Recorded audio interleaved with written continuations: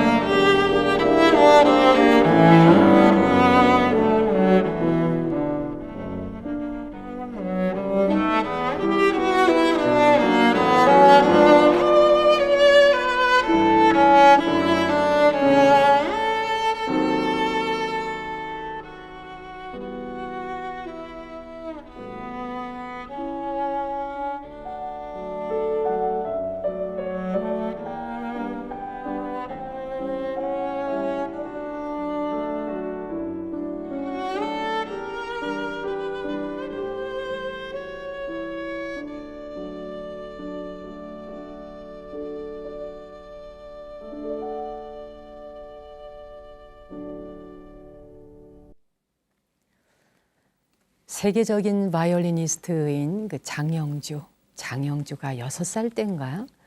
6살 무렵에 이렇게 조그마한 손으로 작은 바이올린을 잡고 이 엘가의 사랑의 인사 이렇게 연주하던 게 그 음반 자켓의 첫 페이지에 이렇게 나온 게 있어요. 제가 그 CD를 구입하러 CD샵에 갔다가 그 6살 꼬마가 빨간 옷을 입고 모자를 썼었던 걸로 기억이 얼핏 나는데요. 그래서 그 바이올린을 고사리 같은 손으로 잡고 이 사랑의 인사라는 엘가를 연주하던 그 음반을 샀던 기억이 지금 납니다.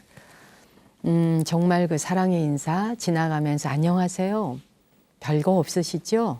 뭐라든지 이런 무난 인사가 그냥 지나가는 헛소리인 것 같아도 전혀 말없이 묵묵하게 인상 다 굳혀 있는 것보다 서로 오며 가며 마주쳤을 때 눈인사라도 해주고 또 특히 아파트 같은 데서는 엘리베이터에서 모르는 사람들하고 마주칠 일이 많아지잖아요. 그럴 때 미소 띄면서 안녕하세요. 네, 잘 지내시죠? 또 서로 아는 사이면 별거 없으시죠? 이런 인사말 하나가 바로 아침에 인사 아닐까 하는 생각이 들어요. 그리고 그날 하루를 좀 더 건강하게 보낼 수도 있겠죠. 우리가 정말 바쁘게 살다 보면 오늘이 며칠이지? 우리 여기 스태프들 오늘 무슨 요일 며칠인지 혹시 기억들 하세요? 네, 아는 사람 대답 좀 해보세요. 네, 다 지금 손 흔들어 몰라요. 살다 보면 정말 오늘이 며칠인지 무슨 요일인지 까마득해질 때가 있잖아요. 그냥 그날을 사는 거죠. 오늘이 무슨 요일이야? 하고 이렇게 묻게 되면 그날은 수요일일 가능성이 가장 높다네요. 얼마 전에 영국의 링컨 대학에서 각 요일이 그 사람의 심리에 미치는 영향에 대해서 분석해 본 적이 있답니다. 근데 오늘이 무슨 요일이냐라고 물었을 때 대답하는 시간이 가장 길었던 요일이 수요일이었다 그래요.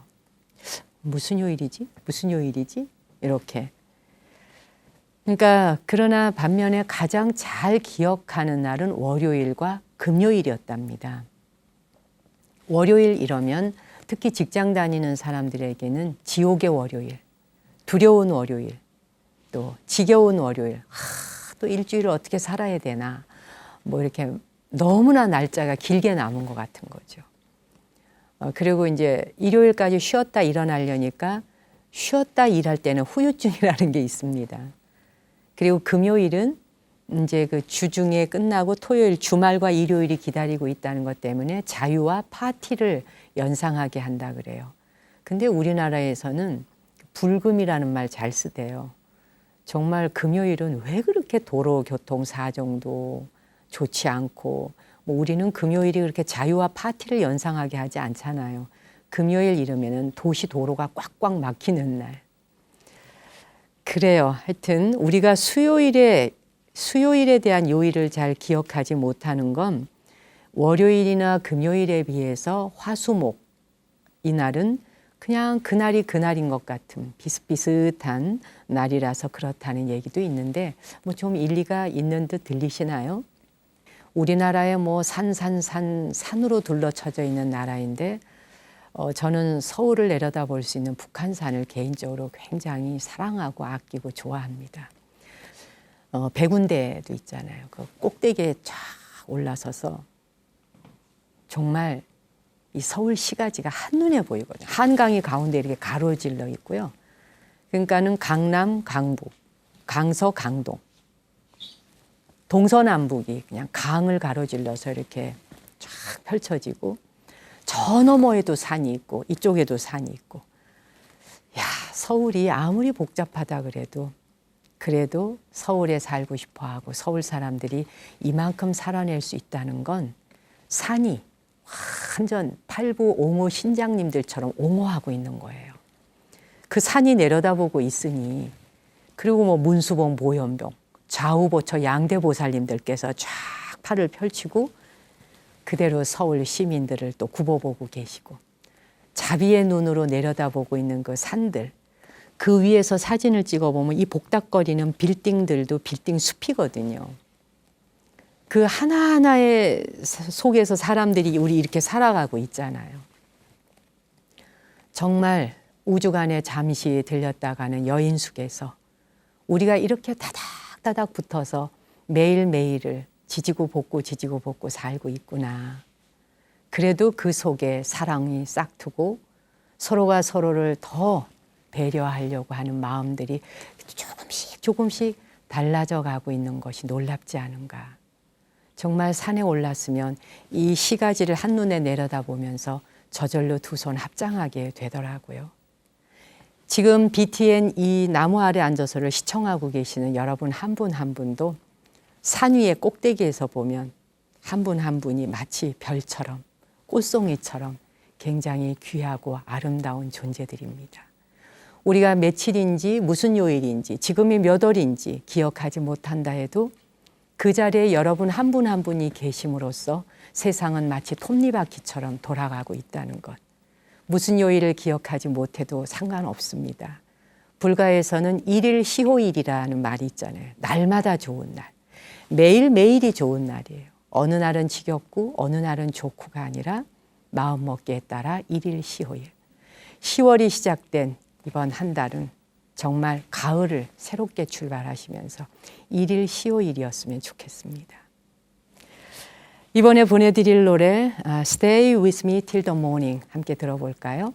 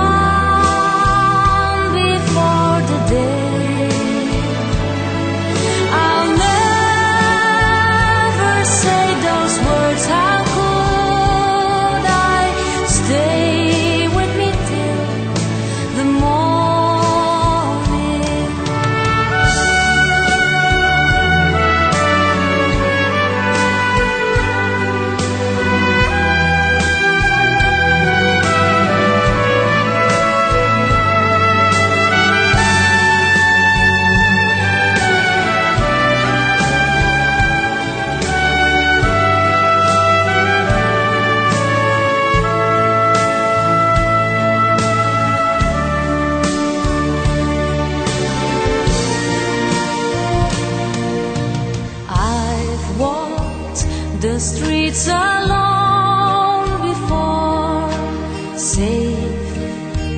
I'm locked behind my door, strong in my belief. No joy or grief touches me. But when you close your eyes,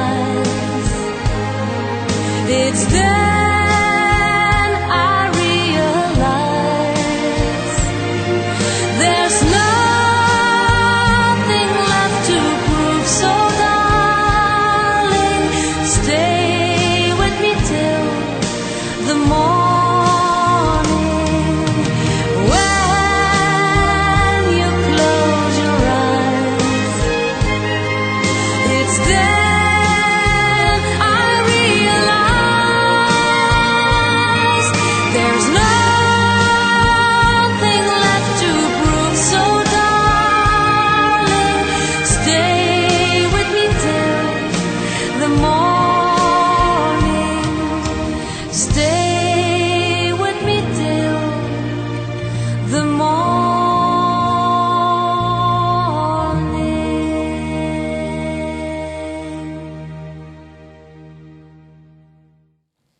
노래 정말 아름답죠?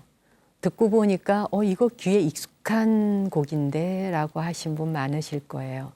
모차르트의 클라리넷 협주곡 가운데 2악장 아다지오에 가사를 붙인 노래라서 선율은 들으니까 금방 아시겠죠?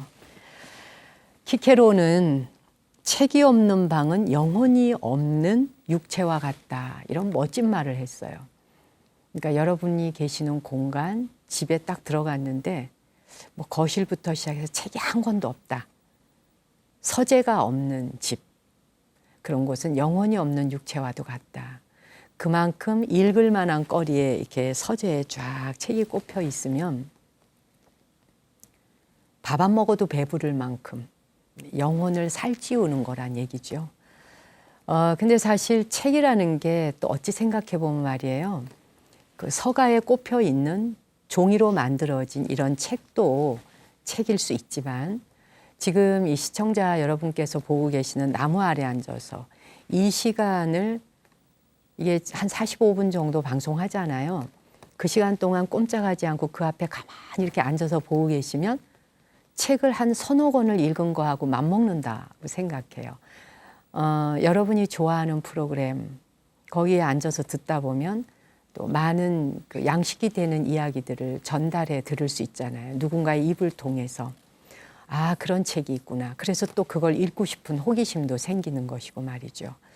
특히 나무 아래 앉아서는 항상 바람 속의 책 한 권이라는 이 코너를 통해서 책을 소개해 드리고 있어요. 바로 여러분에게 이 방송을 보고 계시다는 것만으로도 자기 마음의 서가, 영혼의 도서관을 하나씩 차려드리는 것이죠. 그래서 바람 속의 책 한 권 이 시간을 사랑하고 좋아하시는 분이 꽤 많이 계시는데 오늘은 바람 속에서 김소연 시인의 에세이집을 좀 골라와 봤습니다. 마음 사전이라고 하는 책인데요. 여러분의 영혼을 이 책 속에서 채워드릴 수 있을 것 같아요. 김소연 시인이 이 책에서 마음의 바탕을 이루는 희노애락 그리고 마음의 낱말들을 따뜻한 감성과 직관으로 풀어내고 있는데요. 어찌 들으면 비슷한 말 같은데 비슷한 단어 같지만 그것이 서로 다른 의미를 지니고 있는 그리고 그것을 좀 더 명확하게 구획을 정해서 이해하기 쉽도록 말 그대로 마음 사전인데요. 오늘은 그 중에서 우리가 일상생활 속에서 이런 말 잘 쓰죠. 야, 좀 솔직해져라. 또는 저 사람 참 솔직한 사람이야. 혹은 좀 정직할 수 없니? 뭐라든지. 그리고 저 사람은 굉장히 믿음성이 있고 정직한 사람이야. 이런 말 하죠. 솔직하다, 정직하다. 이런 말들을 사용하고 있는데 그게 어느 때 어떻게 쓰는 것인지 오늘 마음 사전에서 들려드릴 거예요. 한번 들어보시죠.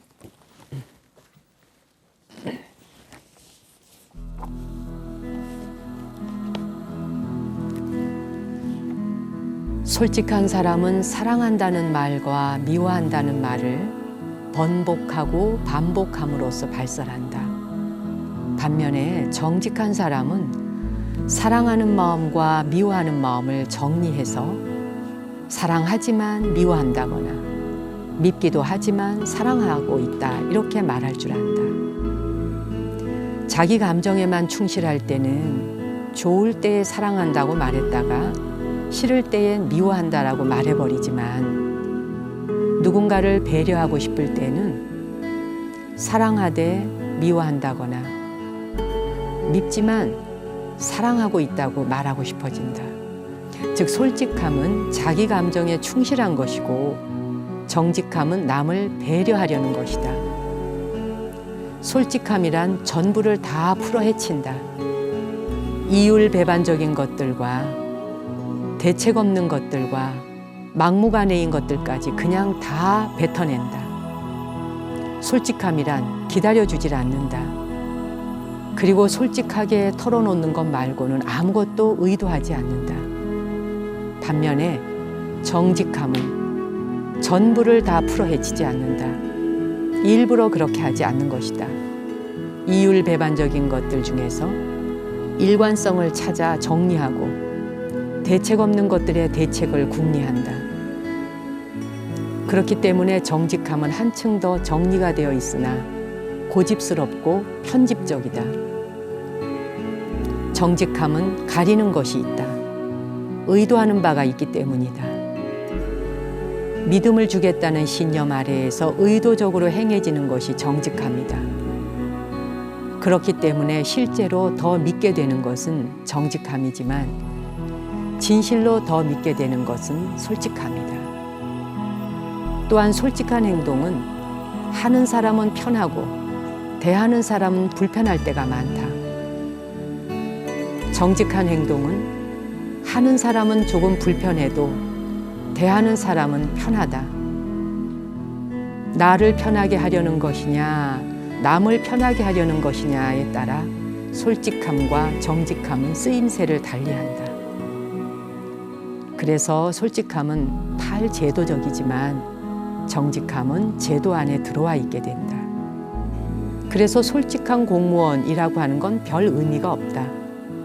하지만 정직한 공무원이라고 하는 것은 의미 있게 쓰인다.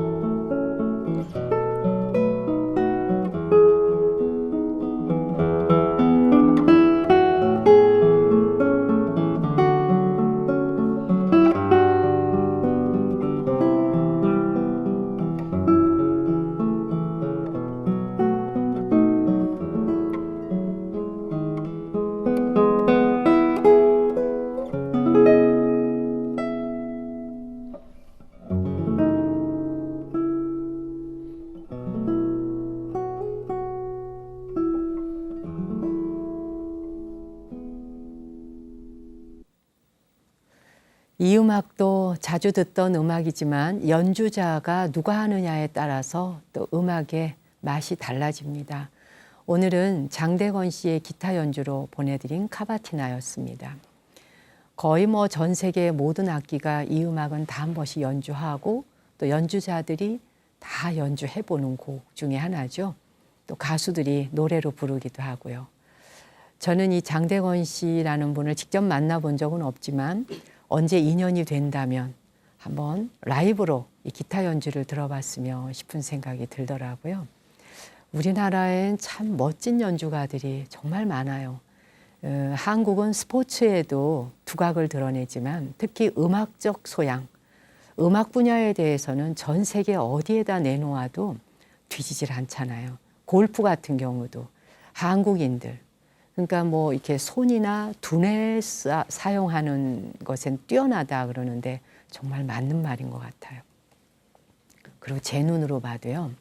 원래 고슴도치도 지 새끼는 이쁘다 그러죠. 그래서 그런지 모르겠지만 우리나라 사람들 왜 한류 스타들 해외에 나가서 굉장히 인기 끌잖아요. 근데 제 눈으로 봐도 진짜 멋있고 이쁘더라고요. 우리나라 사람들 참 잘생겼어요. 요즘의 아이들, 또 우리가 자라온 세대하고는 또 다르잖아요. 먹거리도 그렇고 문화적인 차이도 있고 그래서 그런지 참 늘씬늘씬하기도 하고 거기다가 또 생각까지 예쁜 사람들이 참 많아요.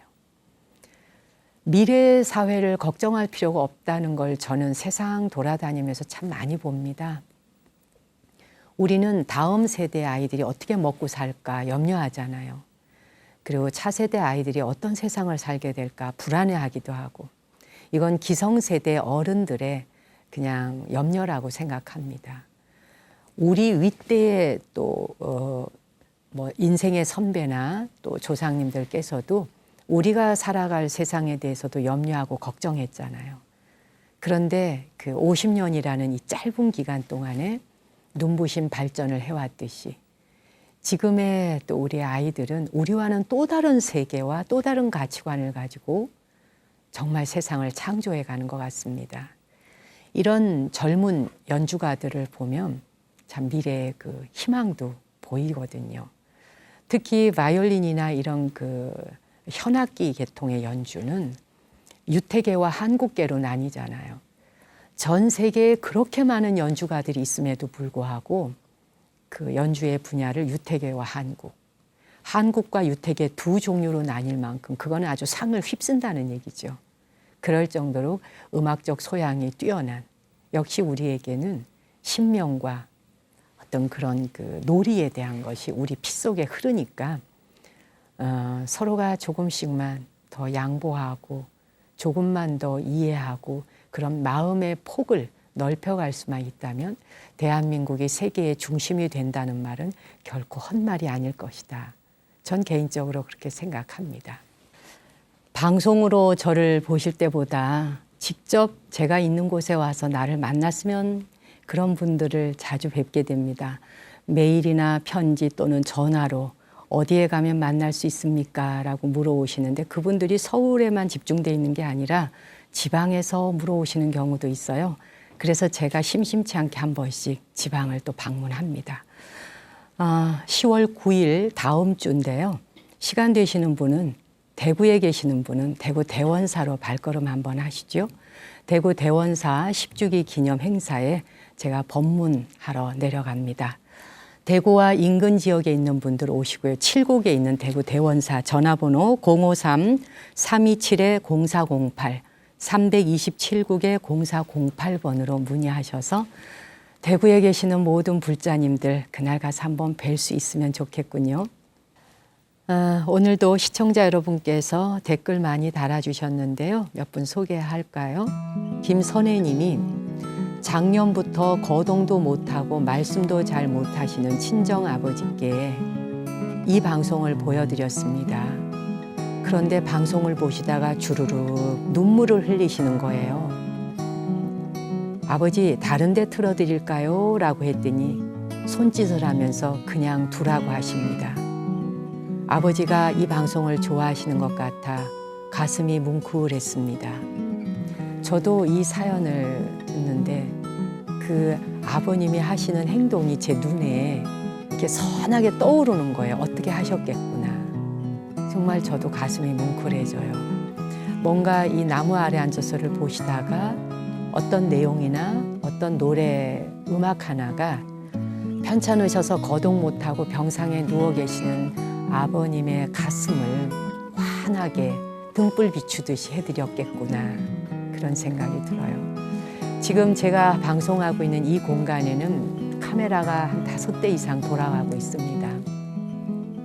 이 스태프들 한 사람 한 사람이 앉아서 제가 지금 앉아있는 이 공간을 각각의 각도에서 지금 저를 보여드리고 있거든요. 저는 한 장소에 평면으로 앉아있지만 카메라가 측면과 앞면과 옆면을 다양하게 비춰주죠. 저 스태프들 한 사람 한 사람은 이곳에 앉아서 방송을 제작하고 있지만 실제 여러분이 보내주시는 이 댓글 하나를 통해서 우리 스태프들도 상상을 하게 되죠. 어디에 계시는 누군가가 병상에 누워서 지금 이 음악을 이렇게 듣고 이 방송을 보시면서 행복해하고 있구나. 그래서 방송 같이 만들어가는 겁니다. 박일님은 홀가분하게 가고 싶어서 지난번 법회 때 스님이 계시는 정각사에 혼자 다녀왔습니다. 스님 법문 듣고 난 뒤에 공양을 하니까 아주 꿀맛이었어요. 다음번에는 마누라도 모시고 가겠습니다. 예, 마누라 모시고 오십시오. 고맙습니다. 10월 11일이 두 번째 주 일요일 법회예요. 가을과 함께 부인과 함께 같이 오시죠. 미래탑 참배도 하시고요. 법회에 오고 싶으신 분들은 지역번호 02-742-1231 742국에 1231 찾아오시는 길 문의하고 오시기 바랍니다. 장승명님, 스님 2년 동안 하신 방송 축하드리고요. 그 손에게 고마움이라는 말에 눈물이 쏟아지네요. 이 손의 고마움. 진찬이 님도 100회 진심으로 축하합니다. 같이 동참할 수 있도록 수고해 주신 모든 스태프들 감사하다고 고생 많이 하셨다고 그리고 앞으로도 잘 부탁드린다고 마음속으로 큰 절을 올립니다.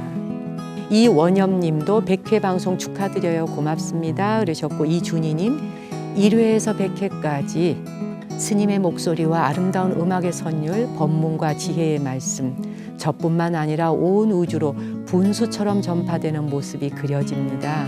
100회 방송 다시 한번 축하드려요. 매일 새벽에 108배 하는 정성과 마음으로 나무 아래 앉아서가 승승장구하시기를 기원드릴게요 라고 하셨네요. 한 분 한 분의 댓글 소감 진심으로 감사드립니다. 고맙습니다.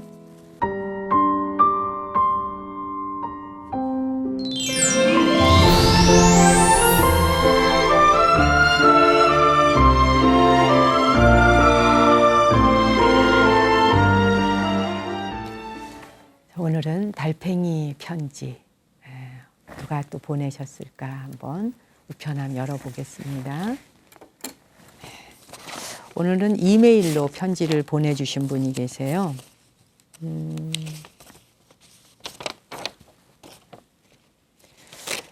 이름은 없고 그냥 그 이메일의 아이디가 HY 그린이라고 되어 있어요. 그린이라고 하는 분이 보내주신 편지 소개해 드릴게요.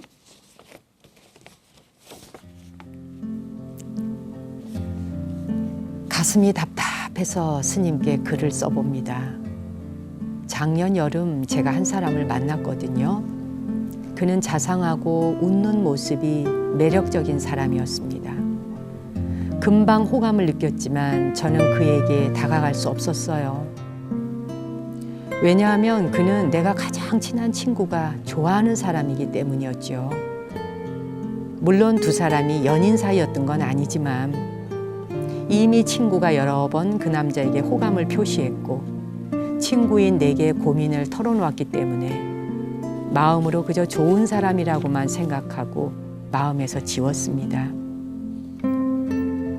가끔씩 셋이 함께 어울려 밥을 먹기도 하고 즐거운 시간도 가졌지만 그 남자는 가까운 사이로 지낼 뿐 제 친구의 마음을 전혀 받아주지 않았어요. 그는 정중하고 완곡하게 거절했고 결국 친구의 짝사랑은 상처를 남긴 채 끝이 났습니다. 그렇게 시간이 흐르고 올여름 그 남자에게서 연락이 왔습니다. 저한테 한번 만나자고요. 친구 때문에 어떻게 할까 고민이 됐지만 할 말이 있다는 그의 말에 저는 그를 만났습니다. 그리고 그가 뜻밖의 저에게 고백을 했어요. 정식으로 만나보고 싶다고요. 친구가 상처받을까 봐 그때는 말할 수 없었다고 자신을 어떻게 생각하느냐고 하더군요. 쉽게 답할 수 없었어요. 그 후로 몇 번 그를 만나면서도 마음이 무거웠습니다. 그를 향한 마음이 커져갈수록 친구가 마음에 걸렸어요. 저는 친구에 비해서 내성적인 편이라 친구에게 솔직히 말하는 게 두렵습니다. 그렇다고 비밀로 그 사람을 만나는 건 옳지 않은 것 같아요. 몇 번인가 친구에게 말하려고 했는데 용기가 나질 않아요, 스님. 아마 친구는 저에게 많이 서운해할 것 같아서 두렵습니다. 스님, 친구에게 말해야 할까요? 이런 고민을 드려서 죄송해요. 아유, 그러게 말이에요.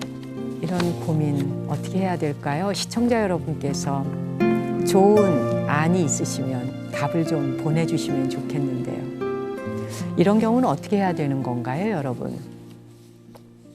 정말 어찌하면 좋을까? 어찌하오리까? 아유, 그래요. 뭐 있는 그대로 말하면 분명 친구가 불편해야 할 것이고, 또 그렇다고 말 안 하기에는 두 분의 만남이 아마 계속 뭐 누군가를 속이는 것 같아서 또 두 분이 불편할 것 같고, 이래도 불편하고 저래도 불편하네요.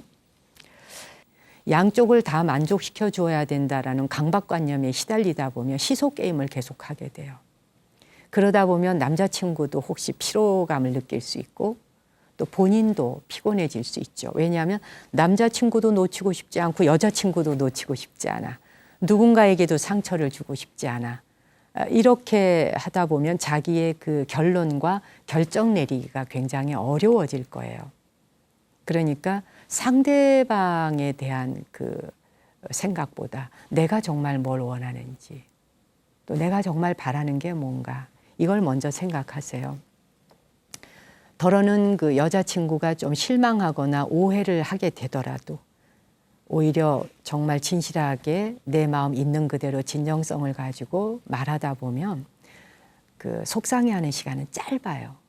근데 말 안 하고 숨어서 가다가 나중에 알게 되면 그 배신감은 더 커지거든요.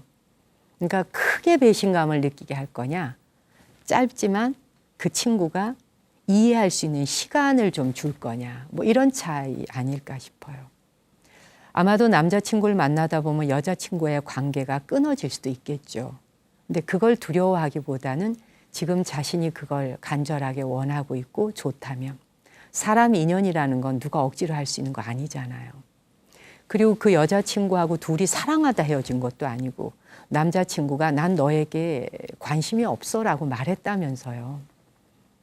그리고 실제로 그 남자친구하고 연애하다가 서로 사랑하다 헤어진 관계는 아니니까 여자친구에게 사실 이런 일이 있었고 이렇다. 아까 제가 솔직함과 정직함에 대한 얘기했잖아요. 물론 솔직해지는 건 나는 편안하고 상대는 불편할 수 있어요. 정직해지는 건 나는 불편하지만 상대방이 편해질 수도 있다는 말이 굉장히 공감이 갔거든요. 근데 그 친구에게 좀 솔직해지면서 또 정직해지는 것 둘 다 괜찮지 않을까요? 그래서 그 여자친구에게 실망감과 상처 입을 수 있는 시간을 짧게 해주는 거가 좋을 것 같아요. 모르고 둘이 계속 만나다 결혼해버렸어. 나 결혼해. 결혼식에 가고 싶겠어요? 그때는 정말 그 배신감은 굉장히 크죠. 그걸 좀 줄여주는 것. 그리고 오히려 잠시의 불편이 그 여자친구에게 빨리 마음을 정리할 수 있는 그런 또 기회가 될 수도 있어요. 친구한테 말하기를 두려워하지 말고 자신에게 다가온 인연을 감사하는 시간을 더 가지라고 권해드리고 싶어요. 제가 드리는 말은 정확한 해답이거나 답은 아니에요. 그냥 저도 하나의 제안일 뿐이고 나라면 그냥 그럴 것 같아 라고 하는 말씀을 드리는 거예요. 그래서 앞으로 이어갈 인연에 대해서 소중하게 생각하고 지금 내게 다가온 인연을 감사하면서 더 좋은 시간을 많이 가지셨으면 좋겠어요. 고민하느라고 이 멋진 가을을 그냥 허송세월하지 마세요. 두 분의 인연이 잘 되길 바라고요. 그리고 두려워하는 마음을 갖고 여자친구에게 말하면 그 여자친구가 더 상처가 커져요. 두려워하기보다 그냥 진실하게 다가가 보세요. 사실 내가 이랬고 이랬다고. 너한테 미안한 마음이 있었던 거 사실이라고. 근데 내게 이런 인연이 다가왔다고. 그렇게 말하면 그 친구도 시간이 좀 흐른 뒤에 받아주지 않을까요? 음악 선물할게요. 유익종 씨가 노래합니다. 사랑의 눈동자.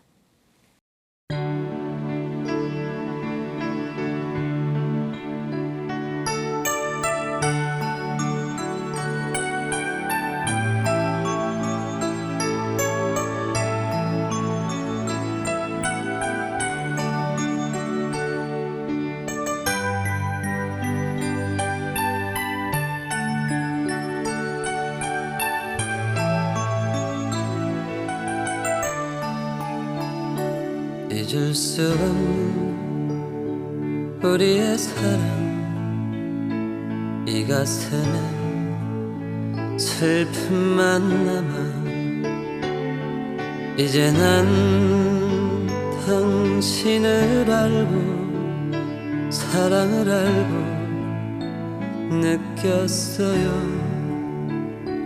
끊을 수 없는 우리의 사랑 가슴 가득 그리움 남아 이제 난 당신을 알고 사랑을 알고 느꼈어요. 그대의 사랑은 내 맘을 감싸주고 그대의 그 모습은 사랑의 눈동자여 잊을 수 없는 우리의 사랑 이 가슴에 슬픔만 남아 이제 난 당신을 알고 사랑을 알고 느꼈어요.